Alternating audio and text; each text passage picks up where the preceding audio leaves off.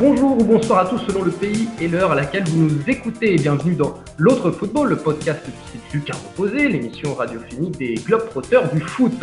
Alors pour ce 9e épisode, après cette petite pause estivale ou hivernale, selon l'hémisphère, nous allons revenir sur la Gold Cup 2017 avec laquelle nous étions quittés sur un brief un petit peu de cette Copa de Oro. Bien du coup, voilà, le mois de juillet est passé, la compétition est passée et il est désormais temps d'en faire le débrief avec deux spécialistes de la région CONCACAF que nous avions à nos côtés lors de l'épisode précédent. J'accueille Anthony de Varenne, notre nordique de Québec. Les fans de hockey apprécieront la référence, j'imagine.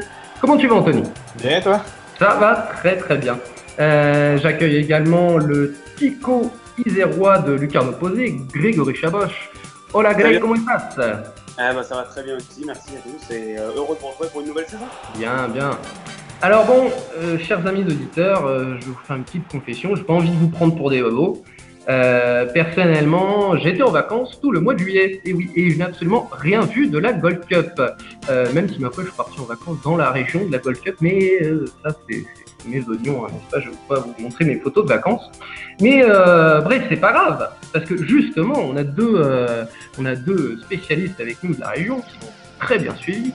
Et moi, personnellement, j'ai envie de savoir ce qui s'est passé. Et à regarder les tableaux finaux de la compétition, parce que j'ai quand même jeté un œil, faut pas faire les choses à moitié, visiblement il s'en est passé des choses. Alors, Anto, Greg, alors déjà je vais juste rappeler un petit peu en sus ce qui s'est passé dans le tableau final. En tout cas, c'est donc les États-Unis qui remportent cette Gold Cup contre la Jamaïque, qui fait en finale un petit peu la surprise générale, sur un score de 2-1. Et justement, bah voilà, Greg, Anto, moi je voulais commencer très logiquement par le champion, les États-Unis, qui avait initié, il me semble, une petite opération jeunesse et puis une opération locale avec Bruce Arena qui ne souhaitait que des joueurs évoluant dans la MLS. Du coup, Paris est réussi. Qu'est-ce que vous en pensez, Anthony et Greg? Ouais, en fait, ça a vraiment été bien réussi. C'est sûr qu'ils n'ont pas été aussi incroyables que dans les qualifications pour la Coupe du Monde. Il n'y avait pas leur 11 type au début de la compétition avec notamment les absences de Michael Bradley ou José Altidore qui n'étaient pas dans la formation pour commencer. Mais on a vu que le niveau s'est quand même rehaussé quand ces deux tauliers de l'équipe américaine avec aussi Clint Dempsey sont arrivés. Il y a eu un petit peu plus de fluidité dans le milieu du jeu et je pense que ça a été une grande cause à la victoire américaine. Les 6 changements qu'on pouvait faire avec la Gold Cup, là. Je pense que on le rappelle, dans ce format de Gold Cup, il y avait la phase de poule avec un groupe de joueurs et il y avait possibilité pour les sélections de faire des changements en arrivant à la phase de match à élimination directe, donc les quarts de finale. Et donc, comme tu le dis, pour les États-Unis, le groupe était plutôt jeune avant, avec quelques espoirs, et il a été un petit peu il a pris en expérience avec le retour des cadres, comme tu l'as dit, Bradley, Dempsey, Altidore aussi, me semble. Ouais, Altidore. Et Bruce Arena était vraiment en exploration lors de cette Gold Cup parce qu'il y a eu un total de 27 partants différents dans la formation américaine. Donc, on voit que c'était bien plus que les performances pour les États-Unis. C'était vraiment de découvrir son groupe parce que Bruce Arena est rentré, je pense qu'il est arrivé avec les États-Unis en janvier. Donc, il n'avait peut-être pas eu le temps de découvrir tous ses joueurs. Mais là, avec cette Gold Cup-là, je pense qu'il va avoir l'esprit plus clair pour savoir son 11 de départ et son groupe pour attaquer la dernière ligne droite des qualifications de la Coupe du Monde. Ça, c'est sûr. Il a dû faire une sacrée revue d'effectifs. Et on parlait du coup de mission un peu jeunesse. L'un des meilleurs buteurs de cette Gold Cup, au final, c'est Jordan Morris, qui évolue où déjà, lui, Jordan Morris? À Seattle. Il est à Seattle Sounders.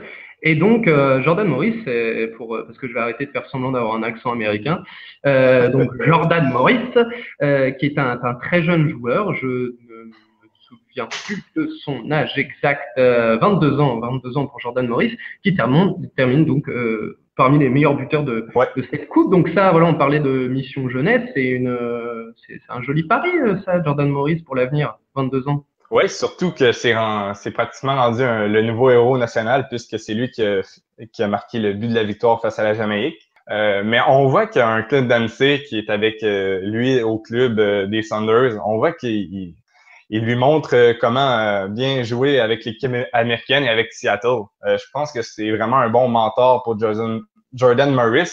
Et ses exploits sont, j'allais dire, pas grâce à Clint Dempsey, là, mais il y a une grande partie qui lui revient. Lui aussi qui a fait une bonne fin de tournoi avec les États-Unis.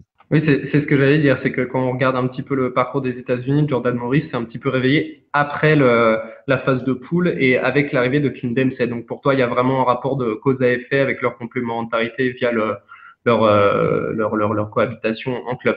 Oui, je crois bien parce que Clint Dempsey, c'était une grande question à l'approche de la finale s'il allait commencer sur le terrain ou sur le banc de touche. Et finalement, il a été un des éléments clés des Stars on Strike et il a rentré en cours de jeu. Donc, c'est vraiment dans les 30 dernières minutes, là, il a été très important avec Jordan Morris. On voit qu'il y a une belle cohésion entre les deux joueurs, là. Et toi, Greg, qu'est-ce que tu en as pensé des États-Unis? Moi, écoute, j'ai pas regardé les États-Unis dans la phase de groupe, donc je peux pas m'exprimer sur la première partie des États-Unis. En revanche, je les ai vus en demi-finale contre mon Costa Rica, et clairement, c'est une équipe qui sait faire le jeu. C'est une équipe qui me paraît honnêtement un vainqueur logique. C'est pas un braquage, c'est pas volé. Le titre est largement remporté, je pense, par les USA. Après, moi, ce qui m'a un peu surpris, c'est que par rapport aux États-Unis de Klinsmann, c'est ça, c'était un sélectionneur, Oui, de tout à fait. Klinsmann, par rapport à ces États-Unis-là que j'avais vu à la Copa América l'an passé et les USA de Bruce Arena, j'ai trouvé quand même qu'il y avait un grand changement parce qu'ils prennent le jeu à leur compte. Alors bon, c'est vrai que le Costa Rica est un peu obligé de jouer au foot parce que sinon il se passe rien dans le match. Mais je les ai trouvés plutôt bien. Josie Altidore, je l'ai trouvé très en jambes. Très très physique. Franchement, c'est une des révélations. Après, on connaît le génie de Clint Dempsey. Je pense que pas besoin de le présenter, ou du moins plus besoin de le présenter. C'est l'éternel espoir. J'ai envie de dire, tout le monde avait placé énormément d'espoir en lui quand il est venu en Europe. Finalement, ça s'est un peu mal passé parce que pour plein de différentes raisons. Mais oui, évidemment que ce joueur a du talent et évidemment que les USA sont pleins de talent et qui mérite cette victoire finale. Voilà, c'est peut-être le seul leader, c'est peut-être le seul taulier que tout le monde attendait au tournant parce qu'on pensait qu'ils allaient se ramasser dans cette Gold Cup et que c'est finalement lui qui apportait les attentes qu'on mettait en eux parce que le Costa Rica et le Mexique qui étaient les favoris. On va y venir, Greg, on va y venir. Je sais que tu les as sur le bout de la langue, t'as envie. J'ai déjà perçu ton premier tacle sur le Costa Rica. On va y venir tout à l'heure. Je sais que ça te démange, mais Je suis pas pressé, t'inquiète pas, je suis pas pressé, j'ai le temps. On a le mais temps justement, de. tu parlais de talent avec les États-Unis, et c'est vrai, voilà, c'est ce qu'on dit, c'était un peu le pari de Bruce Arena, c'est-à-dire qu'on avait un petit peu peur pour les États-Unis d'un cap difficile à franchir, qu'une Dempsey à 34 ans, Tim Howard à 38 ans, Bradley en a déjà 30, et Landon Donovan, voilà, on va pas refaire tous les noms, mais a pris sa retraite. On avait un petit peu peur d'un trou d'air pour les États-Unis après cette glorieuse génération qui avait fait un huitième de finale en 2010. Et En 2010. d'ailleurs, London Donovan, récemment, il disait que les États-Unis, pour vraiment passer un cap, il manquait quelques jours d'impact à cette formation, mais qu'un jeune comme Christian Pulisic pourrait amener vraiment les États-Unis à un autre niveau, mais ça prendrait deux, trois autres joueurs au niveau de Pulisic à peu près dans 5 ans, là, quand il va être pratiquement à son apogée. D'autres joueurs comme ça pour vraiment élever le niveau américain.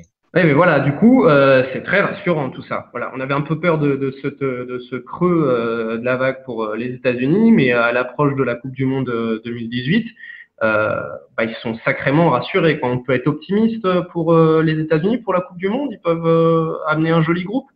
Vu ce qu'ils ont fait, Ouais. vu ce qu'ils ont fait à la Gold Cup, je pense que oui, on peut être optimiste. Après, il faudra voir comment évolue le schéma tactique de Bruce Arena, mais sur ce qu'il a démontré avec ces 23-là et en changeant, comme tu l'as dit, il me semble 7 joueurs, c'est ça, non 4 attendez, Le maximum, c'était 6. c'est 6, ouais, c'est 6 joueurs.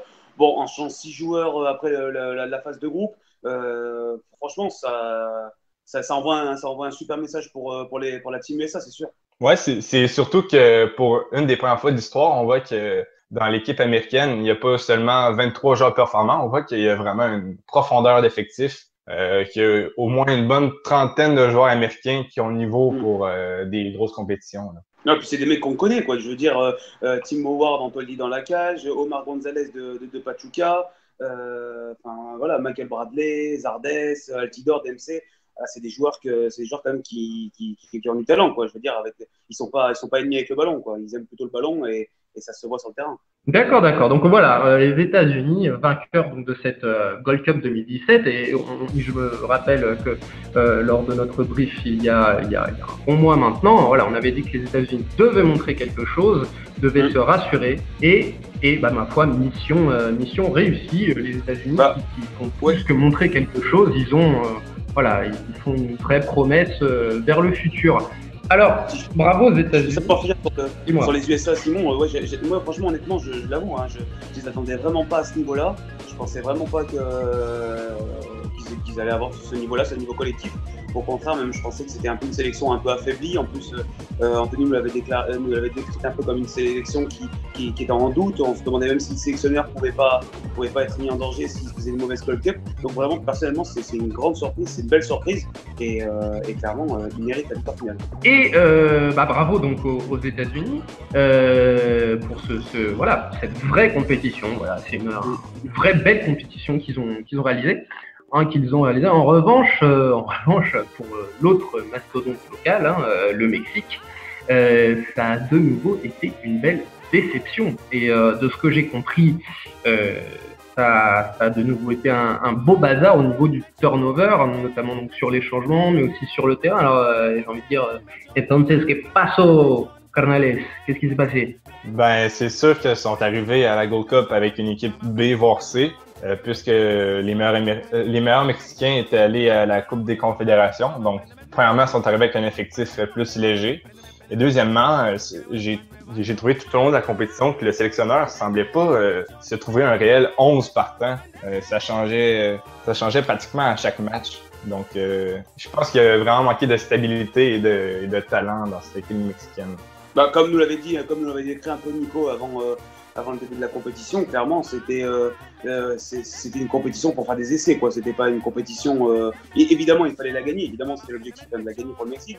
Mais le sélectionneur s'est un peu fait plaisir dans les 23 et on sentait qu'il voulait vraiment faire de cette compétition un test, quoi, un test match.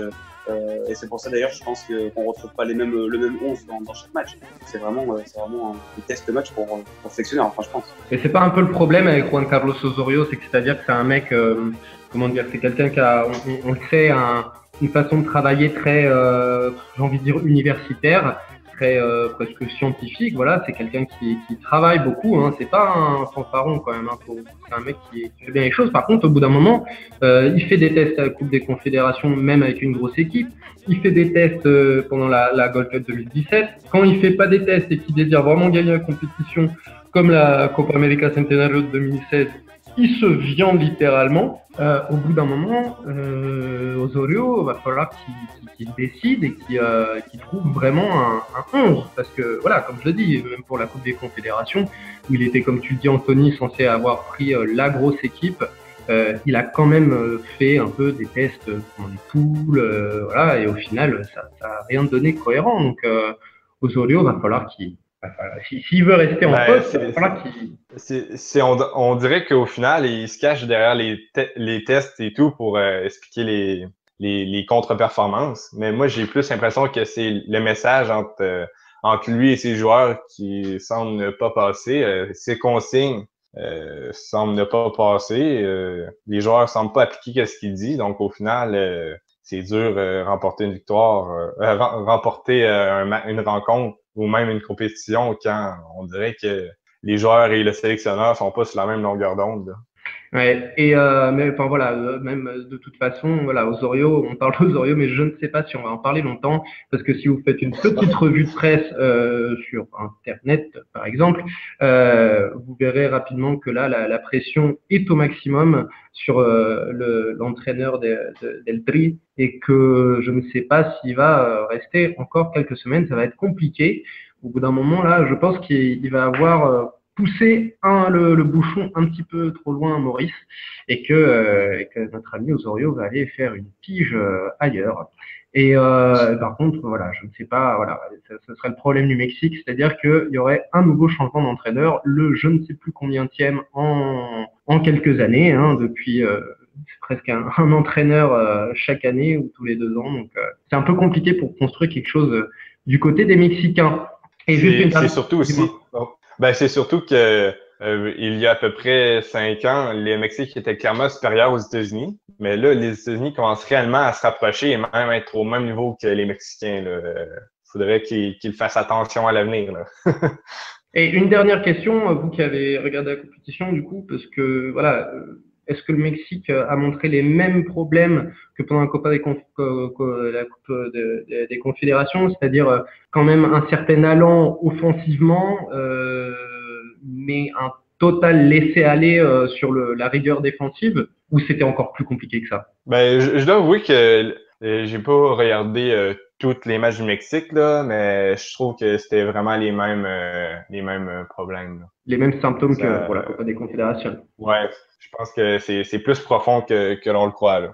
Copa des Confédérations, je le dis même, je suis bloqué sur l'espagnol, hein, Coupe des Confédérations. Et bah oui, donc le Mexique, une fois très décevant, et je crois qu'on peut dire, voilà, une vraie grosse crise au Mexique qui a, ma foi, du mal à passer ce cap, a du mal à assumer le fait que ce soit un très grand pays de football, avec un très grand championnat, avec des gens vraiment passionnés par ce sport, et surtout un vivier de talent énorme et qui n'arrive tout simplement pas à passer la vitesse qu'il devrait passer. Et voilà, on les attend. Je pense qu'on les verra à la Coupe du Monde 2018, mais ça va être décevant. Ça peut être décevant. Alors passons à l'approche de la Coupe du Monde. Donc comme tu l'as dit, à un an, le sélectionneur du coup Osorio est de plus en plus menacé. Donc c'est très étrange. C'est très étrange ce qui est en train de se passer au Mexique parce que ça nous fait un peu peur du coup pour la Coupe du Monde qui arrive. Alors ouais, alors après si on reprend le passé, l'historique de l'équipe, il faut se rappeler qu'en 2014, à l'approche de la Coupe du Monde, je ne sais plus bien qui était l'entraîneur. Bah non, mais juste avant, justement, le Mexique était en galère, a failli pas se qualifier. Ils ont appelé Miguel Herrera, qui était à ce moment-là l'entraîneur du Club América, qui l'est de nouveau depuis d'ailleurs, mais pour sauver l'équipe à quelques mois de la Coupe du Monde, enfin dans les dernières heures des qualifications, et pour le match de barrage. C'était un match de barrage et ils avaient qualifié in extremis le Mexique pour la Coupe du Monde 2014 et du Monde 2014 que le Mexique avait abordé un petit peu de manière modeste et finalement qui avait fait un bon parcours et qui, je n'en démords pas, aurait dû se qualifier face aux Pays-Bas. Il y a beaucoup d'équipes qui auraient dû se qualifier contre les Pays-Bas en 2014. Je te pardonne pas celle-là, Ariane. Donc voilà pour le Mexique qui déçoit encore et qu'on attend en tournant, mais voilà, c'est le Mexique qui reste un petit peu dans son bordel ambiant. Alors passons au troisième et dernier réel favori de la Gold Cup, on l'avait annoncé, qui, aux grandes dames de Grégory, a également déçu. Je parle bien sûr des Ticos du Costa Rica. Alors Greg, non seulement les résultats n'ont pas été là, mais en plus j'ai entendu parler d'une équipe frileuse qui aurait perdu tout son côté fantasme, tout ce qui faisait l'essence de cette équipe joueuse. C'est vrai ça? Mais en fait, si tu prends le parcours du Costa Rica dans cette Gold Cup, il n'a pas à faire rougir personne. Il y a 2 victoires en phase de groupe face au Honduras et à la Guyane. Il y a un match nul face au Canada. Donc bon, après t'es premier tout sur de la phase de groupe avec 7 points. Il n'y a pas grand chose à dire au niveau du parcours. Ensuite tu bats le Panama et tu tombes contre les États-Unis en demi-finale. Si tu t'en tiens au parcours, tu peux te dire le Costa Rica est à sa place et après tu diras, bref voilà, ça peut être analysé comme ça. Sauf que si tu regardes en détail, voilà, si tu regardes les matchs, si tu regardes en détail ce qui s'est passé, si tu regardes le jeu proposé par ce Costa Rica et par le Costa Rica d'Oscar Ramirez, Euh, il est clair que c'est le Costa Rica de 2014, mais la folie en moins. Donc, tu n'as que le côté chiant, tu n'as que le côté 5-4-1. Donc, on ne joue pas du tout au foot, on est bloqué dans notre moitié de terrain, on ne bouge pas, on ne propose rien. Offensivement, même contre le Panama, c'est très compliqué. C'est le Panama qui fait tout le jeu, mais c'est un CSC, me semble-t-il, d'ailleurs, des Panaméens qui étaient du Costa Rica. De Hannibal Godoy en fin de match. Voilà, donc clairement, le Costa Rica là a déçu dans ce qu'il a proposé, et il a déçu même dans la phase de groupe. Après la première phase de groupe, au Costa Rica, au pays, on commençait vraiment la pression populaire commençait déjà à monter pour demander à Ramirez, mais joue, tu es en quart de finale, il te reste 3 matchs pour arriver au titre, joue un peu au foot, propose quelque chose. Tu as des super joueurs, Brian Ruiz. Voilà, je veux pas non plus le survendre, mais je pense qu'il a largement sa place dans toutes les sélections nord-américaines, et il aurait sûrement sa place dans quelques-unes des sud-américaines et européennes. C'est un super joueur de foot. T'as Terreda qui est un super numéro 6, qui peut aussi un peu construire du jeu. Marcos Orena devant, qui peut aussi jouer ailier, mais qui est un super finisseur.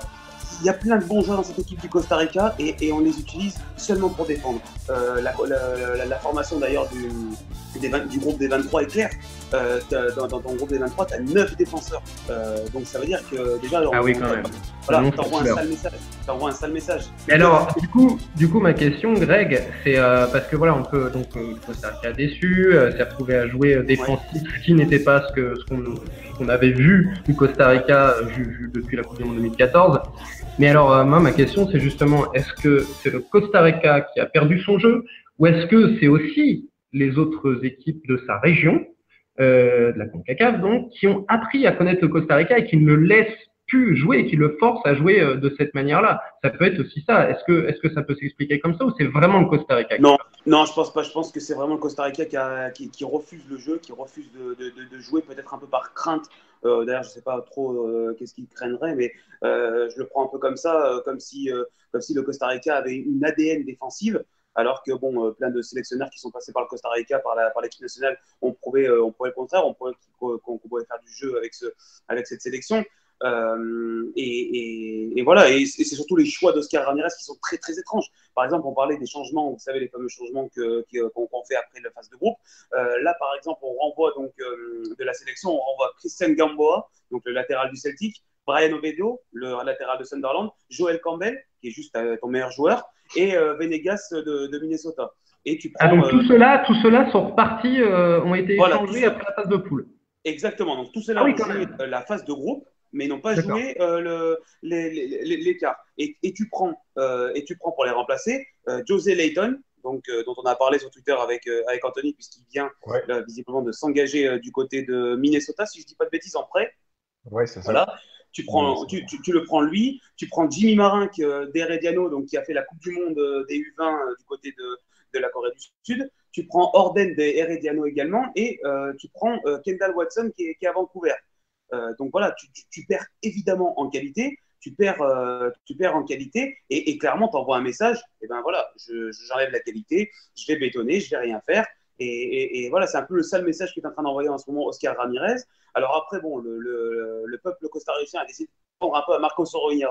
Mais sauf que ce qu'il faut comprendre, c'est que Marcos Orena, c'est le seul attaquant de ce Costa Rica qui joue à 50 mètres du but adverse, qui est obligé de faire le pressing sur les deux défenseurs centraux, voire même sur les latéraux. Donc, le pauvre, moi, je le plains même, parce que c'est vraiment une tannée de jouer dans cette équipe du Costa Rica quand tu es numéro 9. Tu n'as aucun ballon tout le match, et quand tu les as, tu viens déjà de courir 50 mètres pour récupérer tout le terrain, et on te demande encore d'avoir le sang-froid pour finir. C'est juste impossible. Et je pense que Marcos Orena, avec derrière lui une équipe qui fait le jeu, qui propose quelque chose, qui a le ballon, ou même qui joue en attaque rapide ou en attaque placée, peu importe, Marcos Orena pourrait être un super buteur. Sauf que là, ce qu'on lui demande, c'est juste un... D'ailleurs, il vient de marquer la semaine dernière avec San José en MLS. C'est un bon buteur. Là. Bah oui, non, mais clairement, c'est un bon buteur. Et puis, tous ces joueurs-là, c'est des bons joueurs qui pourraient jouer et qui le prouvent tous les week-ends en MLS devant les yeux d'Anthony, qui peuvent jouer au foot, qui sont vraiment des joueurs de foot. Et ces joueurs-là, on les bribe dans un travail défensif d'une pas intéressant pour eux. Ils doivent pas prendre leur pied quand ils jouent avec l'équipe nationale.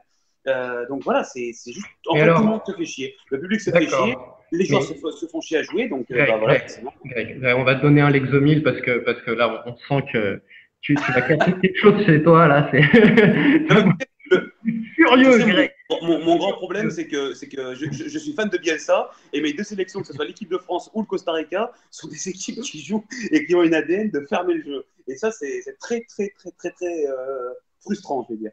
Et c'est surtout que le Costa Rica, en jouant de belle façon, ça aurait pu être une très belle affiche là, face aux États-Unis. Et je Oui, pense qu'il aurait pu avoir l'opportunité de remporter la rencontre, puisque en jouant mieux, faut pas oublier que le premier but est seulement arrivé à la 70e minute, là, donc avec une plus grande ambition offensive, avec un meilleur réalisme de Urenia, même si, comme tu viens de l'expliquer, c'était pas évident de tout le temps jouer à 50 mètres du but et tout. Mais je crois que Oscar Ramirez, avec c'est sûr, il aurait fallu un match exceptionnel, un excellent match, mais je ouais, crois ouais. qu'il aurait vraiment pu avoir au moins un meilleur résultat. Tu sais, c'est pas grave perdre, mais c'est perdre en fermant le jeu. Il n'y a aucune conclusion à porter à ça. Là. Bah oui, du coup, c'est même totalement. Enfin, tu peux nourrir que des regrets, quoi, parce que tu prends le dernier but à un quart d'heure de la fin, comme tu l'as dit, 72e minute, tu prends le but. Et tu te dis, mais dans ce cas-là, tu as fait quoi pendant 75 minutes? Qu'est-ce que tu as fait? Qu'est-ce que tu as proposé? Et là, tu te rends compte que tu n'as rien proposé et que cette équipe des USA, malgré sa bonne Gold Cup, hein, je dis pas le contraire, hein, vraiment, la team USA a fait sa compétition, il mérite de gagner, etc. Mais je suis sûr et certain que si le Costa Rica s'était un peu bougé dans le jeu, avait proposé quelque chose, ils auraient pu mettre au moins un but à ces USA-là. Ils auraient pu au moins mettre un but à cette équipe de. J'en suis convaincu. Et c'est pour ça que c'est d'autant plus frustrant, c'est parce que tu te dis, voilà, quoi, tu pourrais marquer au moins un but, tu pourrais faire douter ces USA-là, et au final, non, tu rends ce match ennuyeux, tu ne fais rien, tu es un bloc compact à 50 mètres pardon, dans sa moitié de terrain, devant sa surface, qui ne bouge pas, voilà, qui est attentiste, qui attend juste de placer un contre et de lancer ses ailiers. Moi, franchement, je pense que tu peux juste nourrir des regrets quand tu vois ce Costa Rica-là. J'ai une seule envie, c'est triste de le dire, hein, parce qu'au Costa Rica, c'est vraiment quelqu'un de très important, Oscar Ramirez. Mais c'est un peu comme avec Didier Deschamps en équipe de France. Tu as une seule envie, c'est qu'il se fasse virer parce que tu sais très bien qu'il ne pourra pas changer sa façon de voir le foot. Tu sais très bien que sa façon de voir le foot, elle est passéiste, elle est dépassée. Et que malheureusement, la seule façon de voir ton équipe nationale jouer autrement, c'est qu'il y a un changement de sélectionneur. Alors après, c'est vrai que le changement de sélectionneur en ce moment, la fédé costaricienne en a un peu exagéré entre Paulo Wanchop et tout ça, mais malheureusement, je pense que si le Costa Rica continue sur ce rythme-là, il peut être très très en danger à la Coupe du Monde, voire même ne pas y aller. Voire même ne pas y aller. Ouais, et surtout quand on voit les performances qu'ils avaient faites lors de la Coupe du Monde 2014, ça donne pratiquement le goût de pleurer quand on voit la Gold Cup qu'on- qu'ils ont fait cette année. Là, c'est vraiment deux équipes complètement différentes. Non, mais c'est clair, c'est clair. Non, mais t'as raison. C'est limite, tu as limite envie de pleurer. Non, mais t'as raison, hein, parce que tu te dis, bon, en 2014, je pense qu'on se rend pas compte de ce que fait le Costa Rica quand même. Hein. Le Costa Rica bat l'Italie, passe devant l'Italie, l'Uruguay et l'Angleterre dans sa phase de groupe. On annonçait donc le groupe de la mort, et le Costa Rica finit premier de ce groupe-là, en battant de mémoire, me semble-t-il, l'Uruguay et l'Italie en faisant nul contre les Anglais. C'est juste une phase de groupe monstrueuse qu'a proposé le Costa Rica. Ensuite, tu vas éliminer la Grèce, aux bêtises. Oui, au penalty avec Oumania Allô, allô. qui marque le penalty vainqueur. Et ensuite, tu tombes face aux Pays-Bas, au penalty également, avec le magnifique coup tactique de Van Gaal qui sort son gardien pour faire rentrer Tim Krul. On ne se rend pas compte de l'exploit qu'avait fait le Costa Rica à ce moment-là, et ça a annoncé des super jours pour la sélection. Et là, malheureusement, le travail d'Oscar Ramirez est un peu en train de tuer tout ce qui avait fait Pinto. Tu peux malheureusement que nourrir des regrets. Et plus le temps passe, et de plus en plus, j'ai l'impression que Costa Rica ressemble un peu à l'équipe de France, malheureusement. Et donc, Greg, moi, je voulais te demander, est-ce que le problème s'ils n'ont pas réussi à jouer le Costa Rica, est-ce que le problème n'est pas aussi qu'ils ont eu du mal ils auraient eu du mal à assumer le fait d'être un favori ce qui est un peu inédit dans leur histoire. C'était un peu la première fois que le Costa Rica était considéré comme un vrai favori de la compétition. Est-ce que ça, c'est pas un problème, ça n'a pas été un problème est-ce que ça les a Bah, pas, dis-moi. ta question, elle est compliquée parce que quand tu joues le premier match contre le Honduras, tu te dis, ben oui, effectivement, là, tu es favori, donc on t'attend un peu au tournant, savoir comment tu vas gérer ça. Tu gagnes petitement 1-0, toujours avec ton équipe très défensive. Ensuite, le Canada, tu te fais un peu surprendre par le Canada, mais tu vas taper la Guyane très fortement, tu reçois le Panama. Je veux dire, tu n'as pas affronté non plus que des cadors, tu as affronté des petites équipes, et même contre ces petites équipes, le Costa Rica n'arrivait pas à prendre le jeu à son compte. Donc après, je veux bien qu'on essaie de trouver un peu des excuses à Oscar Ramirez, qu'il était le favori, que c'est jamais arrivé au Costa Rica dans son histoire, que les équipes d'en face étaient soit en reconstruction, soit avaient changé son sélectionneur il n'y a pas longtemps, donc ils n'étaient pas en forme, donc c'était vraiment le seul club qui était, le seul pays pardon, qui était favori. On peut essayer d'analyser cet échec sous tous ses angles et un peu dédouaner Oscar Ramirez, mais malheureusement, on ne peut pas parce que quand tu as Canada, Guyane et Honduras et que tu proposes la même chose contre ces petites sélections, j'ai rien contre eux, hein, mais il faut évidemment dire que c'est des petites sélections.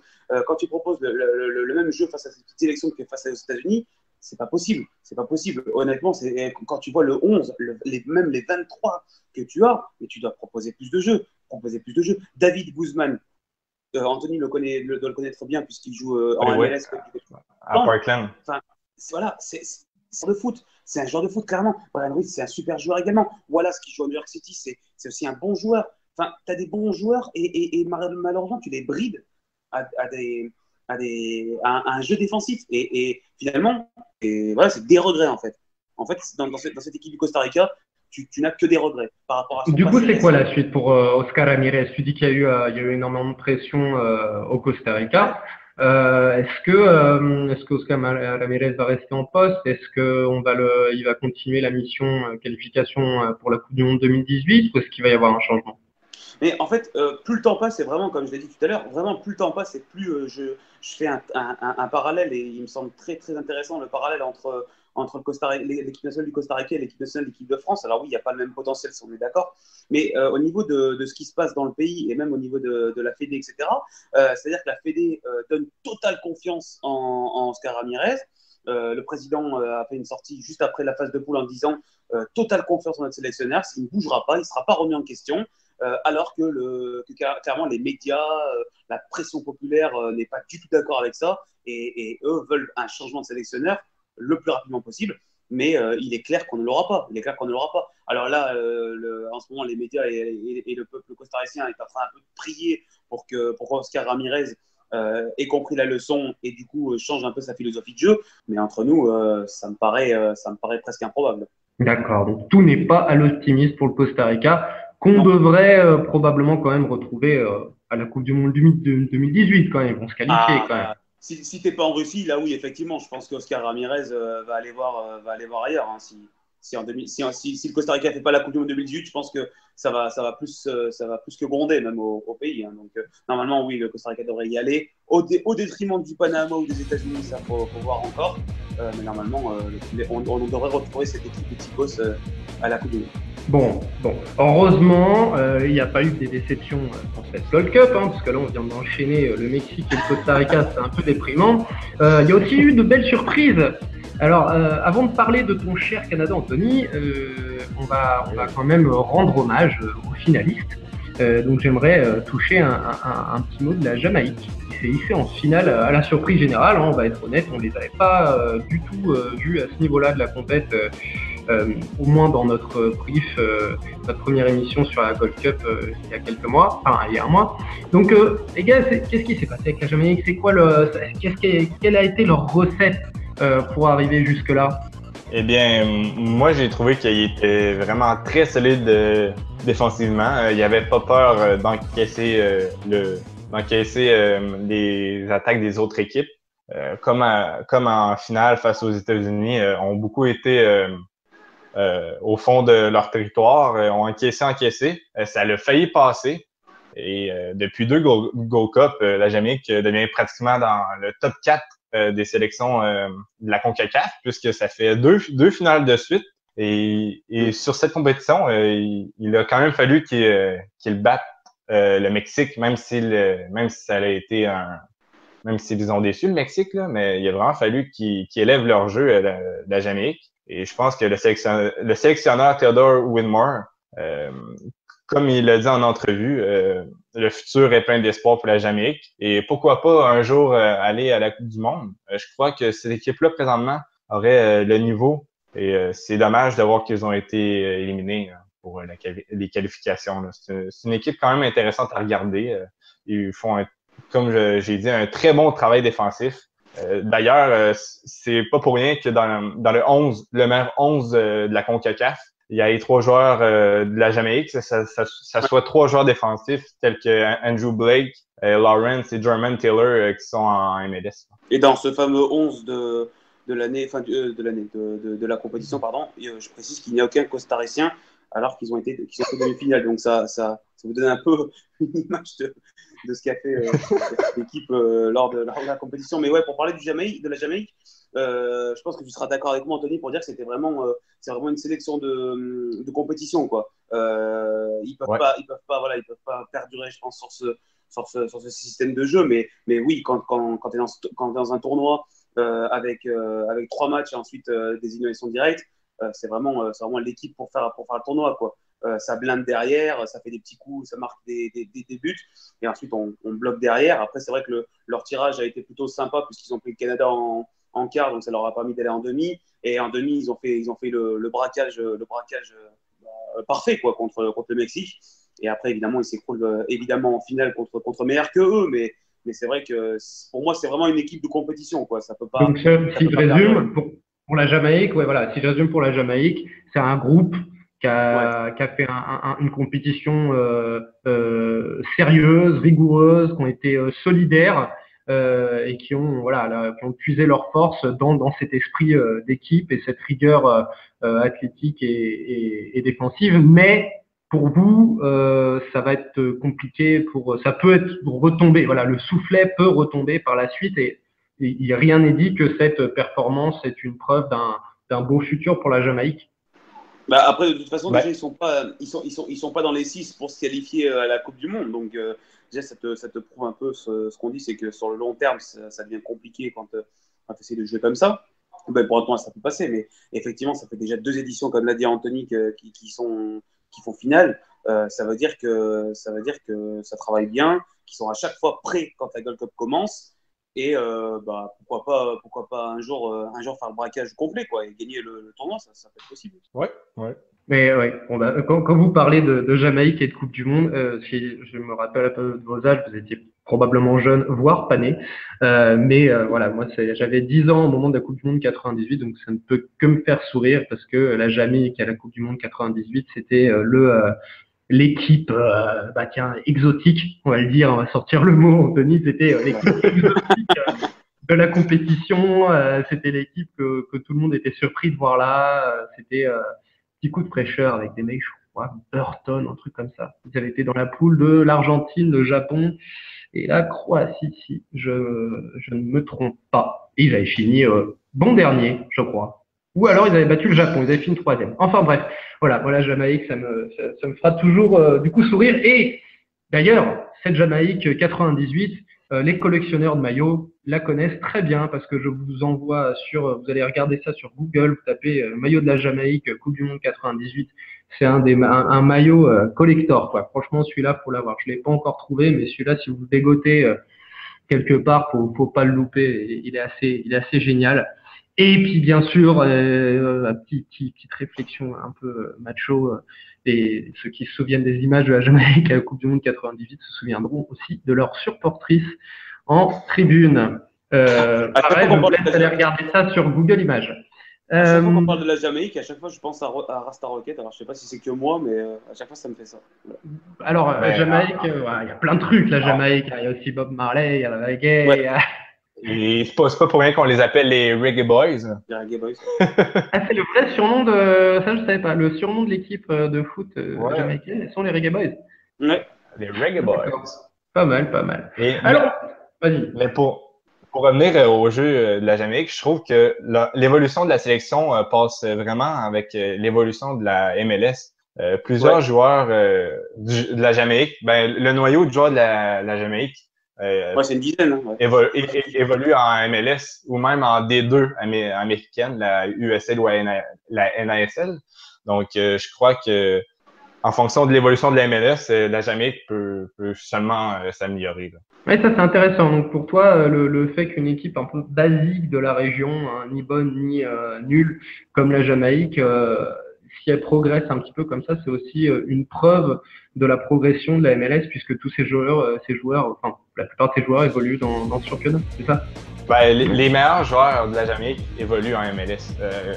Comme j'ai dit plus tôt, les trois joueurs qui font partie du numéro 11 de la compétition, c'est des joueurs qui évoluent en MLS. D'accord, d'accord. Bah, ma foi, Anto, tu parles de MLS. Alors, la MLS qui comprend le Canada. Alors, allons-y, Anthony. Je sais que ça te fait cœur aussi. Parlons de cette bûcheron-là. Tu avais annoncé un Canada frais et ambitieux. Et apparemment, on a vu un Canada frais et ambitieux. Alors, t'es satisfait de ta sélection? Mais oui. Vraiment, Octavio Zambrano, clairement une autre mentalité que l'ancien sélectionneur Benito Floro, parce que le Canada n'est tout simplement pas le même. Auparavant, le Canada défendait très bas et encaissait beaucoup. D'ailleurs, lors de cette compétition, ça a été le premier but marqué depuis 2011 dans la Gold Cup et un premier quart de finale depuis 2009. Zambrano a vraiment amené un nouvel état d'esprit offensif. C'est un Canada qui attaquait beaucoup, n'hésitait pas à mettre le pied sur le ballon comme face à la Jamaïque. Même dans la défaite, il y a eu un total de 61% de possession. C'est sûr que le Canada tirait de l'arrière 2-0, donc il mettait beaucoup de pression sur la Jamaïque qui n'hésitait pas d'encaisser, était très solide défensivement. Mais c'est vraiment très positif, surtout pour l'avenir. Si des joueurs comme Atiba Hutchinson reviennent en sélection, que des Alphonso Davies qui a épaté la galerie, on a encore meilleur buteur Il termine, voilà, avec Jamie Morris, non, ouais. Jim Morris, n'importe quoi, moi, Jordan. avec Jordan Morris, je confonds avec le chanteur de The Doors. Oui, avec Jordan Morris, Alphonso Davies a, comme tu le dis, terminé meilleur buteur de la compétition avec 3 buts. À égalité, je le précise rapidement, avec Kevin Parsemin de la Martinique. Ouais, de la Martinique. On touchera un mot après. Donc ouais, Alphonso Davies, 16 ans. Ouais. Mais même, je regarde pour jouer, Piet, 22 ans, Petrasso, 22 ans, c'est Cavallini, 24 ans, Adekugbe, 22 ans. Voilà, il y a de la jeunesse dans cette équipe et du coup du talent, quoi. Enfin, ça peut être sympa. Ouais, je serais pas surpris que ça soit une des plus jeunes équipes du tournoi. Et pour revenir à Alphonso Davies, il a été nommé meilleur espoir de la compétition avec quand même des excellents jeunes dans toutes les sélections comme un Jordan Morris avec les États-Unis. Donc, ça prouve la qualité canadienne. Je vais dire pour la formation, on n'est pas rendu là. Il y a 2-3 bons espoirs qui sortent, mais comme Carl Irene ou Balou Tabla. D'ailleurs, Balou Tabla aurait fait un excellent trio offensif avec Alphonso Davies, Lucas Cavallini ou Carl Irene et Balou Tabla aurait pu s'ajouter à ce trio offensif. Ça aurait été magnifique. Balou Tabla qui, hors Gold Cup, serait prêt de signer à Valenciennes, c'est ça? La rumeur s'est assouplie depuis aujourd'hui, là, mais d'ailleurs, il est revenu à l'entraînement. Là, un petit peu la fin de cette controverse. Mais pour revenir au Canada, ouais, la crise est finie. Pour revenir au Canada, c'est sûr, c'est pas parfait. Et les points améliorés, ça serait, je trouve, améliorer la cohésion dans le collectif, à rajouter de la chimie. Mais c'est normal parce que plusieurs joueurs étaient à leur début ou à leur retour dans la sélection. C'est sûr que pour l'avenir, prendre souvent le même groupe de joueurs pour créer une chimie avec la sélection. Mais je pense que ça reste à venir.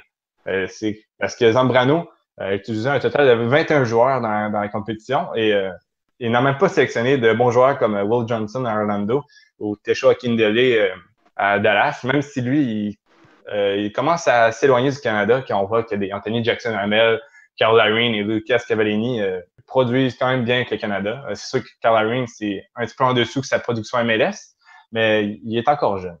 Bref, il connaît mieux les joueurs qui sont à sa disposition. Lui qui avait eu seulement un match amical avant la Gold Cup. Donc, c'était, en plus de bien performer, le Canada a pu, et Zambrano a pu vraiment connaître mieux ses joueurs. Mais surtout, moi, un point que j'aimerais voir changer, c'est les défenseurs centraux. J'aimerais ça avoir des défenseurs centraux un petit peu plus jeunes et plus mobiles. Parce que Jakovic, qui joue en NASL ou en USL, et Vitoria qui joue dans les championnats d'Europe de l'Est, je pense que ça n'a pas le niveau pour une grosse compétition, et un renouveau serait favorable avec, par exemple, un David Edgard qui était malheureusement blessé pour cette compétition, qui joue à Vancouver, ou un Donald Henry qui joue, lui, en Angleterre. Aux dernières nouvelles, il appartenait à West Ham et est prêté. C'est à peu près ça pour le Canada. Je sais pas si vous avez des choses à ajouter. Oui, c'est ce que j'ai. En fait, j'étais en train de regarder le classement pour me souvenir des éliminatoires pour la Coupe du Monde. Et ma foi, le Canada n'y est pas, donc c'est raté pour 2018. Mais voilà, tu peux vraiment, selon toi, il y a vraiment de l'espoir à avoir pour les voir s'inviter dans cette lutte pour la qualification de la Coupe du Monde 2022 et éventuellement faire quelque chose. Ben, ça serait déjà une avancée d'au moins être dans le dernier tour qualificatif, là, le X, comme on appelle, là, ça serait déjà une bonne nouvelle. Mais il leur manque, voilà. Et donc, du coup, il leur manque, comme tu le dis, un petit peu de travail ensemble, un peu d'osmose. Et du coup, voilà, un peu d'osmose, un peu d'harmonie dans le jeu pour vraiment arriver à être compétitif au moins dans leur région. Exactement. Moi, si je peux ajouter un petit mot sur le Canada, parce qu'effectivement, je les ai vus jouer contre le Costa Rica, puisqu'ils étaient dans le même groupe. Donc, je rappelle au passage que le Canada a inscrit dans la compétition en tout 6 buts, donc comme le Costa Rica. Alors que le Costa Rica est quand même allé en demi-finale et pas le Canada, ça s'est fait. Et ensuite, également dire qu'ils m'ont plutôt agréablement, parce qu'ils ont proposé quand même, parce que c'était pas que fermé non plus, ils n'ont pas fermé la boutique totalement, le Canada, hein, on peut le dire, je pense. Et en voyant finalement un peu les équipes, les clubs dans lesquels jouent la plupart des joueurs du Canada, tu te rends compte que finalement il y a une petite comment dire, une touche anglaise. Ouais, voilà, c'est soit Vancouver, soit Toronto pour la plupart. Il y a un peu de Montréal également. Il y a de la Ligue 2 anglaise avec les Queen's Park et Burnley, par exemple, et avec Brinton Albion également. Donc, voilà, il n'y a pas non plus que des mauvais joueurs dans cette sélection. Et est-ce que j'ai une question pour toi, Anthony. Est-ce que tu ne penses pas que finalement, il faut tout simplement un peu de stabilité pour le sélectionneur pour poser son projet sur peut-être une phase de Coupe du Monde, une phase de qualification, quelque chose comme 4 voire à 8 ans, avec garder le même sélectionneur pour qu'il puisse vraiment travailler sur le long terme et faire un groupe pour changer les choses, quoi, pour tenter quelque chose et pour faire pas forcément une très grosse sélection, mais pour au moins être compétitif sur son continent, quoi. Ben, c'est sûr, ça prend de la stabilité parce que le groupe, depuis quelques années, est constamment changé. Benito Floro, la Fédération canadienne trouvait qu'il faisait pas l'affaire et ils l'ont limogé. Mais pourquoi? Mais quand il y a un nouveau, c'est que le Canada n'arrivait tout simplement pas. Il offrait aucun jeu offensif. Le Canada avait quand même une mentalité de dominer, là. C'était vraiment, il y avait une mentalité complètement défensive. Arrivait pratiquement sur le terrain en se disant qu'ils allaient perdre. Et on voit qu'avec Octavio Zambrano, c'est complètement l'inverse. Il veut vraiment offrir du jeu. Ah oui, ça je confirme. Les Canadiens semblent beaucoup plus confiants. Mais c'est vrai qu'il y a un joueur comme Scott Arfield qui est venu récemment avec le Canada. C'est un Écossais binational qui a décidé de jouer pour le Canada finalement. Fait du très grand bien là, à cette formation. Ma foi. Je voyais notre ami Pierre Gerbeau, notre ami colombien, hein, qui suit le championnat colombien, qui écoute l'émission de son côté, nous rappelait que Osorio donc, a été l'assistant de Zambrano au MetroStar. Donc, question stabilité, j'espère qu'il n'a pas appris, qu'Osorio n'a pas appris de Zambrano, parce que sinon, la stabilité va être dure à trouver du côté du Canada. Mais ma foi… Dis-moi. L'envie d'Osorio de déséquilibrer un peu son équipe vers l'avant. Si Zambrano avait la même idée avec le Canada, je pense que ça peut marcher dans ce genre de sélection où on n'attend pas beaucoup d'elle. Si elle propose un jeu offensif et très risqué, donc porté très sur le plan offensif et très équilibré vers l'avant, je pense que ça peut marcher avec des petites sélections comme le Canada ou même on le voit avec le Panama un peu qui joue un peu comme ça. Et je pense que des petites sélections comme ça peuvent tirer profit de ce jeu, pas forcément kamikaze, hein, c'est pas l'idée, hein, mais un peu déséquilibré vers l'avant. Je pense que ça peut faire du bien une sélection comme le Canada. Et si Zambrano avait cette idée-là, je pense que ça pourrait marcher sur les années à venir. Ma foi, du coup, très bonne compétition du Canada, donc, et Ouais. voilà, qui est pleine d'espoir, voilà, qui donne, on l'avait Et, annoncé, on ne s'est pas trompé. Enfin, tu et l'avais annoncé, Anthony, et tu ne t'es pas trompé. oui. Le Canada a montré quelque chose de très sympathique et donne beaucoup d'espoir pour la suite. Tu voulais dire un dernier mot? Oui, c'est surtout qu'avec cette belle performance, le Canada devrait atteindre le top 100 pour une première fois depuis très longtemps. Donc, Le juste top 100 ça, FIFA. ouais, au classement FIFA. Donc, Oui. ça pourrait être une sorte de déblocage mental pour les joueurs. On ne sait pas. Et Euh, au passage, du coup, ils ont fait un peu tomber la hache dans la crise, hein, puisque du coup, le Honduras n'a pas passé le premier tour et c'est quand même un coup d'arrêt pour le Honduras. Eh oui, ben, parce qu'on. j'allais parler de ces Ah, autres sélections-là. Tu dis que le Honduras n'a pas passé le premier tour et tu te trompes puisqu'ils sont arrivés en quart de finale. Mais justement, voilà, on va passer maintenant, on va finir un petit peu sur le reste de la compétition, le reste des équipes. Donc le Honduras est arrivé en quart de finale. J'ai envie de dire que c'est à peu près normal, que c'est à peu près sa place dans la région. Que le Panama, même si parfois il fait mieux, que le Panama est arrivé en quart de finale, et ça on les avait annoncé un petit peu. Voilà, c'est une des équipes qu'on aimait bien à la rédaction de Lucarno Posé, que même s'ils sont éliminés par son Costa Rica, ils ont quand même apparemment montré de belles choses. Et le Salvador aussi, éliminé par les États-Unis, est arrivé en quart de finale. Parmi ces trois-là, messieurs, alors quels sont vos coups de cœur, Panama, Salvador, Honduras? Ah, Panama, clairement, Panama. Comme annoncé, donc. Le Panama mérite d'aller plus loin, hein. Ils ne doivent pas s'arrêter face au Costa Rica avec peut-être un meilleur joueur devant, même deux, trois meilleurs joueurs devant, un peu plus de réussite offensivement. Et ils peuvent mettre le Costa Rica en danger parce que, comme je l'ai dit tout à l'heure, le Costa Rica s'est qualifié sur un but contre son camp. Donc, c'est sûr que le Panama déjà régale en qualification pour la Coupe du Monde. Donc là, clairement, ils ont assuré. Après, je pense qu'on ne peut pas leur reprocher d'avoir été éliminés en quart de finale parce qu'ils ont, je pense, tout donné. Et vraiment, c'est une équipe à suivre. Si vous avez l'occasion, chers auditeurs, de tomber sur un match du Panama voilà, qui est souvent diffusé hein, dans les horaires regardables, ce qu'on appelle les horaires regardables, c'est-à-dire 22 heures à peu près Pour la France. internationale, alors française évidemment. Vous pouvez, oui, je vous engage à regarder. C'est vraiment sympa. C'est vraiment un jeu un peu porté vers l'offensif et c'est bien. Et ça fait du bien, clairement. Ben, c'est surtout que face au Costa Rica, sans de belles arrêts du gardien Patrick Pemberton, je ne sais pas si je le dis bien, Ça. Avec un petit peu plus de réalisme, je pense que ça l'aurait passé pour le Panama. Là. Surtout que le seul but qu'ils ont encaissé lors de ce match, c'est un contre son camp de Hannibal Godoy. Donc, sur ce match, je dis pas en globalité, mais sur ce match, les deux équipes m'ont vraiment semblé du même niveau.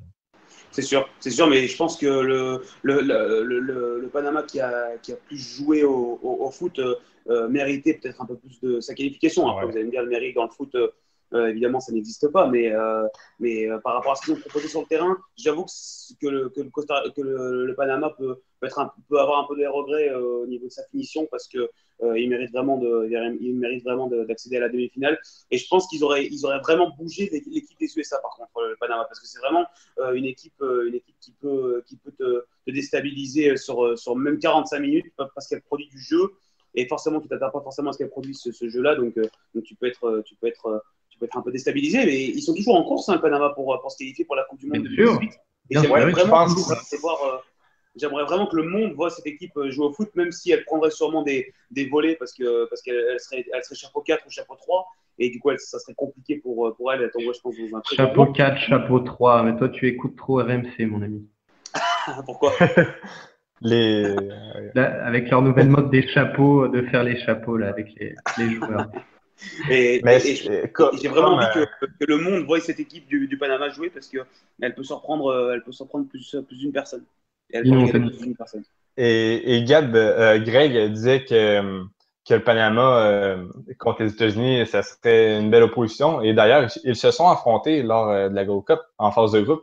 Et Ouais. le match s'était conclu sur un score de 1-1, comme dans les éliminatoires le 28 mars dernier. Là. Donc, on sent que les États-Unis face au Panama, c'est tout le temps plus compliqué que ça en a l'air. Là. D'accord. Et Donc, de Panama, donc une équipe, voilà, on avait annoncé sympathique, qui a été très sympathique et qu'on attend au tournant, plutôt qu'on attend avec impatience peut-être pour la Coupe du Monde, un petit exploit, une nouvelle petite équipe à suivre à la Coupe du Monde. C'est toujours sympa d'avoir des petits poussets comme ça, surtout quand ils montrent ce que montre le Panama dans le jeu. Eh bien, voilà, comme je l'ai dit, dans les quarts de finale, il y avait aussi le Honduras et le Salvador. Qu'est-ce que vous avez à dire sur ces deux équipes? Le Honduras, c'est euh, plutôt un habitué des quarts de finale, de voir des finales, semi-finales de la Copa de Oro, mais le Salvador un peu moins, c'est un peu plus irrégulier en tout cas. Donc, quid, Honduras ben, et le Salvador? en fait, moi, pour le Honduras, je trouve qu'ils m'ont déçu lors de cette compétition, même s'ils ont fait un quart de finale comme à l'habitude. Mais c'est sûr, ça a été dur d'encaisser très rapidement face au Mexique, mais durant toute la compétition, ils ont marqué un total de 3 buts, et ces 3 buts-là ont été causés par le forfait de la Guyane française. Donc, ils ont réellement marqué 0 but. Durant toute la compétition, ils ont manqué de réalisme et j'ai vraiment été déçu par le duo d'attaque du Dynamo de Houston, Albert Ellis et Romel Kyoto. J'en attendais beaucoup plus. Je crois pour qu'il puisse produire, ça leur aurait manqué un Eric Torres avec les Honduras. Mais euh, un seul point positif, c'est la défense. Il a seulement encaissé 2 buts dans la compétition, un face au Mexique et un face au Costa Rica. Là. Bah, personnellement, pareil, le Honduras, c'est ce qu'on disait avec Nico un peu lors du dernier podcast de l'année dernière. On a l'impression que cette équipe d'Honduras a un peu régressé avec les années, depuis 2014, depuis sa phase de poule en Coupe du Monde, et on a l'impression qu'elle a un peu régressé. Elle est très, très portée sur la défense. Et personnellement, ça me fait un peu penser finalement à ce que propose le Costa Rica, mais avec les individualités en moins. Donc, tu vas un peu moins loin. Mais au niveau du jeu, ouais, c'est à peu près la même chose. Très solide, hein, comme Anthony l'a dit. La défense, c'est leur meilleur atout. Et devant, c'est un peu triste. D'ailleurs, le match d'ouverture de cette Gold Cup, me semble-t-il, c'était Costa Rica-Honduras, si je ne dis pas de bêtises. Le premier match d'ouverture. Et voilà, c'est un match qui est tristouné, qui se finit sur un pauvre 1-0 pour le Costa Rica, mais c'est triste parce que les deux équipes ne proposent rien au niveau du jeu. Et finalement, le Honduras s'en sort bien malgré le fait qu'il ne propose rien. D'ailleurs, le Canada, me semble-t-il, les bat, hein, si je ne dis pas de bêtises.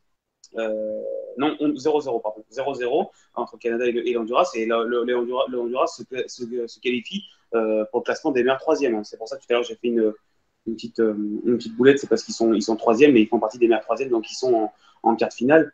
Sans À la ça, faveur donc d'une sanction contre la Guyane française et d'un match perdu sur tapis vert. Mais d'ailleurs, on exactement. va reparler de la Guyane française. Je vous demanderai un peu qu'est-ce qui s'est passé après, mais juste pour parler d'eux quand même aussi, parce qu'ils ont fait un quart de finale. Le Salvador, ça a été une équipe intéressante où ils sont un petit peu là comme le Honduras par défaut, parce que les meilleurs troisièmes sont qualifiés. Bah, pour moi, le Salvador, ils sont là surtout parce qu'ils sont dans le. Ils ont un groupe relativement compliqué parce qu'il y a le Mexique et la Jamaïque devant, mais après, il y a Curaçao. C'est comme ça qu'on prononce, c'est ça? Curaçao. Curaçao. Et voilà, qui est un peu la victime préférée de tout le monde dans ce groupe-là, hein, puisqu'ils perdent quand même 2-0 face au Mexique, ils perdent également 2-0 face à la Jamaïque et 2-0 face au Salvador, donc ils ont pris que des 2-0. Donc le Salvador est un peu là, est un peu le moins pire, on va dire, de ce groupe C. D'ailleurs, comme la Martinique, hein, qui va se qualifier devant le Nicaragua, c'est un peu la même chose. Et pareil d'ailleurs pour le Honduras. J'allais Mais en bien, parler. honnêtement, J'allais en parler honnêtement, après le Salvador, la Martinique. On va en ouais, parler après. Dis-moi sur le Salvador, termine. j'avoue que ce système de meilleur troisième me pose un peu des problèmes parce que tu peux ne pas être bon en poule, c'est possible, mais enfin, c'est ça la beauté justement de la phase de groupe, c'est que bah, si tu es mauvais durant cette. Il faut pas être. Tu as trois matchs, faut les gagner, quoi. Tu n'as pas le choix. Là, du coup, tu peux te permettre bah, d'être très très moyen en phase de groupe et tu es encore qualifié pour les quarts. Du coup, ça rabaisse un peu finalement le quart de finale si tu es meilleur troisième. Enfin, je sais pas si vous comprenez un peu ma Oui, pensée, oui. mais Et toi, euh, Anthony, qu'est-ce que tu as pensé du Salvador? Ben moi, le Salvador, ils ne m'ont pas surpris, mais ils m'ont pas déçu, puisque à pratiquement chaque Gold Cup, c'est ça, une élimination en groupe ou encore. Donc, ils ont pas mal été sur la même longueur d'onde que les derniers Gold Cup. Et ils ont perdu encore face aux favoris de la compétition et le grand gagnant, les États-Unis. Donc, j'ai rien à redire sur cette élection. Le Salvador, voilà. Donc, le Salvador, on va dire un petit peu à son rendez-vous, fidèle à lui-même. Mais voilà, donc on parle de Honduras et de Salvador qui ont été qualifiés à la faveur, comme tu l'expliquais, Grégory, de ce système des meilleurs troisièmes, au contraire de la Martinique qui ne s'est pas qualifiée tout en terminant troisième. Et qui aurait même pu l'être, on imagine, si la Honduras avait fait un mauvais résultat contre la Guyane française, s'il n'y avait pas eu ce problème de match perdu sur tapis vert. La Martinique qui a fait un bon tournoi selon vous quand même. Je me souviens, alors voilà, moi je vais vous dire, j'étais en vacances donc aux États-Unis et c'est le seul match que j'ai vu dans un bar, le États-Unis-Martinique, et qui était un match complètement fou où les États-Unis ont mené, leur Martinique est revenu, puis voilà, c'était un match complètement fou et les États-Unis sont imposés dans le Money Time 3-2, mais la Martinique a montré de très belles choses, ma foi. Donc, ça a été une belle équipe, la Martinique, pour vous? Oui, ben, ils peuvent être très fiers de leur parcours, malgré une élimination en phase de groupe, parce que c'est quand même seulement leur cinquième Gold Cup, leur cinquième prestation à la Gold Cup. Et il y a eu une belle victoire de 2-0 face au Nicaragua. Dans le fond, le troisième de ce groupe-là, c'était soit Martinique ou Nicaragua. Je crois que le Nicaragua avait plus d'expérience, mais la Martinique est quand même réussi à gagner. Et ça a passé bien proche qu'ils passent, comme tu viens de dire, en quart de finale, s'ils auraient résisté en fin de match face aux États-Unis. Mais c'est très bien parce que ben, ils ont fait un très bon match parce qu'ils sont quand même revenus de l'arrière à 2-0 pour revenir à 2-2. Donc, on voit que cette équipe-là a une belle combativité dans les rencontres et qu'elle n'abandonne jamais. Parce que plusieurs équipes à 2-0 face aux États-Unis auraient craqué mentalement et ça aurait fini 4-0, 5-0. Donc, j'ai vraiment aimé ce que les hommes de Jean-Marc Kivo ont fait. Mais juste, Anto et Simon, enfin, j'aimerais bien revenir sur ce système de meilleur troisième. Vous ne trouvez pas ça un peu dommage finalement de qualifier les troisièmes pour les quarts de finale? Parce que, par exemple, vous voyez le Canada qui finit deuxième de sa poule et qui s'arrête en quart de finale, et bien finalement s'arrête au même niveau que le Salvador ou que le Honduras en quart de finale, alors que bah, pour moi, le Canada est une plus grande satisfaction au niveau de ce qu'on a vu sur le terrain que les équipes précédemment citées. Est-ce que vous Bah, trouvez pas ça après, j'entends ce que tu dis, je comprends ce que tu dis, mais après, c'est une question après, c'est tout de simplement une groupe? question de système. Si tu fais une compétition à trois poules de quatre, et que Ouais. tu qualifies que les deux premiers, tu te retrouves avec trois équipes, donc des tiers de finale, je ne sais pas si ça existe. Et bah voilà, c'est un peu bizarre comme système, ou alors faudrait faire les premiers qui sont, les deux meilleurs premiers qui sont qualifiés directement pour les demi-finales, tu vois. C'est un peu bizarre, donc tu es un peu forcé de faire ce système à Et, trois. La solution, ce serait d'étendre la Gold Cup à plus d'équipes et faire comme l'ancienne version de la Coupe d'Europe des Nations, quatre groupes de quatre équipes, par exemple, et du coup inviter plus d'équipes. mais je crois qu'à ce moment-là, avec 16 équipes, la Gold Cup perdrait vraiment en qualité, là. Parce qu'on a vu que des équipes telles que la Guyane française ou le Nicaragua, ça suit pas les autres équipes, là. Il y a vraiment deux niveaux dans la CONCACAF. C'est soit j'allais dire pitoyable. Pas pitoyable, là, plus difficile. Et il y a vraiment une domination de 3-4 nations. Pitoyable. L'adjectif est puissant quand même. Alors là, qualifier pitoyable. Waouh. J'espère qu'il n'y a pas de Guyanais ou de Nicaraguayens qui nous Bon, ben, écoutent. Surtout des on Nicaraguayens, le parce que tu vas te faire défoncer à Québec. S'il y a une communauté nicaraguayenne à Québec, il y a la mafia qui va arriver. Fais attention à toi. Et allez, on tombe dans les clichés. Allez, c'est parti. Ah, oui, bon, c'est un autre débat. On peut parler de clichés, mais parfois les clichés, c'est une sorte de choses vraies, malheureusement. J'en dis voilà. Bref, je dis ça, je dirais. Et ben, ma foi, tu as parlé de pitoyable et tu as parlé de la Guyane française, Anthony. Qu'est-ce qui s'est passé avec la Guyane française? Que je le répète, ils ont été sanctionnés euh, d'un match perdu sur tapis vert contre l'Honduras. Pourquoi? la Guyane, tu as dit Nicaragua, mais c'est la Guyane qui a été. Non, j'ai dit Nicaragua. Ouais, Ah ouais, non, c'est ça, je mais c'est voulais pas dire la grave. Guyane, pardon, je voulais dire la Guyane française, excusez-moi, pas le Nicaragua, la Guyane française, donc qui a été sanctionnée d'un match. Ouais. Alors pourquoi? La question reste la même. Pourquoi? Ben, en fait, c'était leur première participation et je crois qu'ils ont voulu faire en grand en invitant un grand joueur des années 2000, Florent Malouda. Seulement, la Guyane française insistait pour le mettre dans le 11 partant et la CONCACAF était pas trop pour l'idée. Seulement, ils ont intégré Malouda face au Honduras. Et ça avait été un bon match que la Guyane française avait remporté son premier point en histoire de la Gold Cup. Mais Voilà, la s'il n'y CONCACAF, avait pas eu le match sur tapis vert, la Guyane avait accroché le Honduras. ouais, c'est ça. Donc ça aurait fait un Donc, point. Donc on le répète, la Martinique serait passée. oui, c'est ça. C'est ça la controverse, c'est que une équipe qui ne méritait pas une place en En quart, quart de le finale. Honduras, a passé tout de même contre Mais une très alors, belle performance. Mais Ouais. alors Martinique. pourquoi Flo Malouda a été interdit Euh, de jeu contre le Honduras? Est-ce que c'est par rapport à la règle des sélections dans le sens où il avait déjà eu des sélections en équipe de France? ouais, c'est ça. En fait, le point de la Guyane, c'est que vu il n'était pas de la FIFA, pouvait le sélectionner. Mais, mais vu que la CONCACAF s'est réglementée par la FIFA, eh bien, Florent Malouda était non éligible selon eux, vu qu'il avait fait plusieurs sélections avec la France. Mais c'est étonnant, ça doit être une règle un peu nouvelle, parce que je me rappelle qu'il y a de ça une bonne dizaine d'années, quelque chose comme Oui, ça. il y avait eu. Jocelyn Angloma, par exemple, avait joué pour la Guadeloupe, et d'ailleurs, il a fait un super parcours avec la Guadeloupe, alors que Jocelyn Angloma a été international français dans les années 90. Donc, il y a eu jurisprudence, j'ai Ouais. envie de dire. Il y a une règle qui est passée depuis. Eh bien,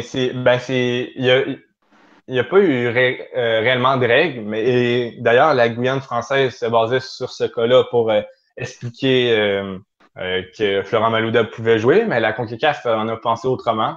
Et d'ailleurs, je crois que s'il aurait eu une règle pour ça, la Guyane n'aurait pas tenté le coup avec Florent Malouda. Bon, enfin, c'est quand même hyper bizarre cette histoire parce que vous êtes bien d'accord que quand tu vas à une compétition, une compétition internationale, que tu sois à la Guyane ou quoi que ce soit, tu dois savoir si tu peux si tu peux sélectionner ce mec. Comment ça se fait que la CONCACAF n'ait pas prévenu la Guyane française au moment où on donne la liste des 23, parce que vous êtes obligé de donner la liste des 23 à la CONCACAF. Donc quand ils transmettent la liste des 23, pourquoi est-ce que personne ne leur a dit que Malouda n'avait pas le droit d'y être? Et dans ce cas-là, vous acceptez pas Florent Malouda, vous l'instaurez pas dans le groupe de la Guyane. Il n'y a personne qui a dit à la sélection guyanaise qu'ils n'avaient pas le droit de faire jouer Malouda, alors qu'ils ont officialisé et qu'ils ont donné la liste des 23. Bon, c'est ça qui me choque. Ou alors on leur a dit et finalement ils n'ont pas écouté ce qu'on leur a dit. Mais là, il y a forcément un élément qu'on n'a pas. Donc, la Guyane ne peut pas faire jouer un joueur qui est interdit et la CONCACAF ne peut pas dire à la. Moi, je ne conçois pas qu'une fédération comme ça internationale n'ait pas prévenu une équipe qui participe à ce tournoi que tel joueur avait pas le droit de jouer. Enfin, vous voyez ce que je veux dire? Clairement, il y a un vice de forme, qu'il soit de la part Ouais. de la CONCACAF ou de la Guyane, s'ils ont été avertis qu'ils ont choisi de continuer avec Florent Malouda. Clairement, il y a un vice de forme assez cadabrantesque, assez fou, surtout si c'est de la part de la CONCACAF. Et puis surtout, il y a grosse polémique parce que les équipes lésées, il y en a quoi. La Guyane française peut concrètement se sentir lésée et la Martinique peut se sentir lésée parce que, comme on l'a dit, ils ont fait une compétition plutôt correcte, voire très correcte, et ils auraient, sans ce problème-là, vrais résultats auraient fait qu'ils seraient passés en quart de finale, ce qui aurait été une chose historique d'ailleurs, il me semble, pour la Martinique. Après, je suis pas comme Anthony, j'ai pas suivi ce dossier de très près, mais je suis pas sûr que la Guyane ait protesté très fortement sur ce dossier-ci. Ouais, ben, quand même, oui, mais c'est juste que quand la CONCACAF te déclare forfait, même s'il protesterait sans cesse jour et nuit, la décision venait d'en haut et il ne pouvait pas faire autrement. Là. Mais c'est sûr qu'il y avait un peu de résignation de la part de la Martinique et d'ailleurs de Sagel, je trouve, qui savait que réclamer ne servait à rien, que c'était fait, la décision était prise et voilà. C'est juste qu'il savait aussi les risques qu'il prenait en l'intégrant dans la formation pour le match face au Honduras. Là. Et ils ont simplement fait, on sait qu'on n'a pas le droit, mais on veut le mettre quand même parce que c'est notre joueur emblématique. Alors c'est très grave. Parce que ça veut dire que tu fais jouer un joueur qui n'a pas le droit de jouer. Tu sais très bien que en fait tu prends des risques pour rien du coup parce que là en plus ils prennent un point sur le match sur les 90 minutes et finalement ils vont perdre sur tapis vert parce qu'ils ont décidé de pas suivre la règle. Donc finalement c'est de l'amateurisme un peu. C'est surtout que la Guyane a fait ça pour ça, en effet. Ouais, la Martinique peut vraiment se sentir lésée parce la Guyane fausse le championnat. Mais quoi qu'il arrive, d'ailleurs, Anthony, Grégory, quoi qu'il arrive, même si la Guyane a décidé de passer au-delà d'un avis contre la titularisation de Florent Malouda, la CONCACAF est tout de même fautive puisque de toute façon, c'est tout simplement dire que le joueur n'aurait tout simplement pas dû être qualifié à la base. C'est sûr. Non, exactement. Quand tu donnes ta liste de 23, tu dois réagir, quoi. C'est pas normal. Affaire à éclaircir donc. Et ma foi, on en a terminé avec cette Gold Cup qui aura quand même de belles choses. Et oui, déjà, mon Y, je vais terminer avant de terminer. On va terminer un petit peu sur vos coups de cœur. Dites-moi rapidement quels sont. Allez, donnez-moi 3 coups de cœur chacun. Voilà. Si vous avez, une équipe, un joueur et un match. Voilà, chacun. Une équipe, un joueur et un match. Un joueur, moi je vais commencer parce que je vais laisser Anthony réfléchir. Je vais commencer. Le joueur, clairement, Bryan Ruiz. Parce que même si le Costa Rica est limité pitoyable dans le jeu, c'est encore le meilleur joueur. Techniquement, il régale. C'est vraiment un numéro 10 à l'ancienne comme on les aime. Il prend le ballon au pied. C'est lui le régulateur du jeu. Il avance. Il donne le rythme. Ça va vite. On redescendrait de contre le ballon. C'est vraiment le joueur pour moi de cette équipe du Costa Rica et peut-être l'un des plus techniques et peut-être l'un des meilleurs de ce tournoi. Avec King Dempsey, je pense que ça se joue. Pour l'équipe, c'est dur de pas dire la Jamaïque. J'aimerais bien dire le Canada, mais je vais le laisser en Anthony. Mais évidemment, la Jamaïque qui fait finale, qui fait ce coup-là, effectivement, tu peux pas passer à côté. C'est obligé d'être ton coup de cœur. Et ensuite, un match, je pense que le Martinique-USA, c'est le match de la compétition. Donc, je pense que en face de le 3. Ouais, c'est vrai. Je suis verni. Je suis verni. C'est le seul match que j'ai vu. C'est génial. C'est très bon, ça. Donc, ça, je confirme. C'était un super match. Et moi, j'ai vu un très, très beau match. Et parfois, on pense que la CONCACAF est un parent pauvre du football. Quand tu regardes ce qui a été montré pour ce match-là, c'était quand même super sympa à voir. Et toi, Anthony, alors, du coup, tu as eu le temps de réfléchir. Un joueur, une équipe, un match. Pour moi, le joueur, c'est l'attaquant de la Martinique qui a fini co-meilleur buteur, Kevin Parsemin. Parce que Ce joueur-là est désormais, il joue amateur en Martinique. Donc, on pourrait penser qu'il n'a clairement pas le niveau. Mais finalement, il a créé un exploit et a fini co-meilleur buteur j'ai trouvé des beaux buts. Mon équipe, je suis pas très original, mais c'est le Canada. Attendez, c'est pas vrai. Dis-moi pas que c'est pas vrai. Qui a fait un résultat dans la Gold Cup pour une première fois depuis 2009 avec un sélectionneur qu'ils avaient pu côtoyer juste un match avant la compétition. Donc, c'est quand même incroyable. Et mon petit côté MLS pour le match que j'ai préféré, c'est la finale USA-Jamaïque. Je sais que encore une fois, c'est pas très original de dire comme coup de cœur une finale, mais voir un jeune comme Jordan Morris qui évolue depuis tout jeune avec Seattle, voir que son mentor Clint Dempsey avec lui sur le terrain, que c'est lui qui offre la victoire aux États-Unis, c'est juste incroyable comme scénario pour les États-Unis. D'accord, bah, tu sais, au contraire, hein, j'ai envie de te dire que dans la plupart des cas, la finale est rarement le meilleur match d'une compétition. Et que bon, c'est un match historique de fait parce que c'est elle qui scelle le sort du tournoi, mais il est très rare qu'une finale soit élue meilleur match de la compétition. Donc si c'est une originalité à mes yeux. Voilà.